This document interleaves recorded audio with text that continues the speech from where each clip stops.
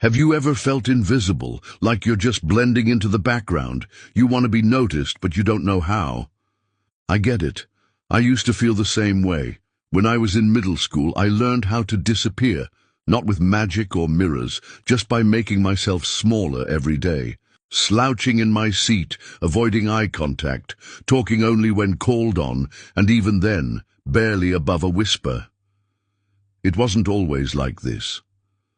Back in elementary school, I was the loud one, the girl who wore neon colors, sang too loudly in assemblies, and asked too many questions in science class. I had friends, I had dreams, I had space.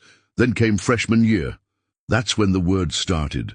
Try hard. Ugly. Why are you always alone? It wasn't one person. It was the way some girls snickered when I walked by, the way boys rolled their eyes when I answered in class, the way my name never made it into group chats or birthday invites. I told myself it was fine, that if I stayed quiet long enough, they'd stop noticing me.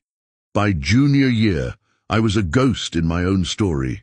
One day in English class, the teacher announced a creative writing assignment. Write something honest, something real.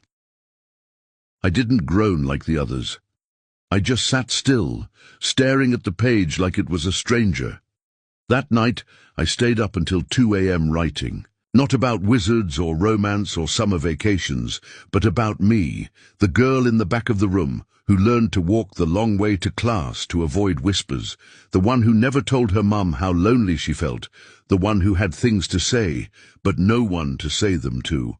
I titled it Invisible Ink. I printed it the next morning, heart racing as I slipped it into the assignment pile. I expected nothing. But on Friday, after class, my English teacher asked me to stay behind. "Lena," she said softly, holding the paper in both hands, "this is one of the most honest things I've read in a long time. Would you be willing to read it at the student assembly next week?" I froze. My first instinct was to say no, to shrink again, to vanish. But then I thought about the girl I wrote about, the one who deserved to be seen. So I nodded. The day of the assembly, I stood on stage, with the lights hot on my face and my hands shaking. My voice cracked on the first few lines. A few students snickered, but I kept reading, and somewhere around the third paragraph, the room grew quiet. By the end, there was silence, not awkward, but full. A few students clapped. One teacher wiped her eyes. I stepped off the stage taller than I'd walked on.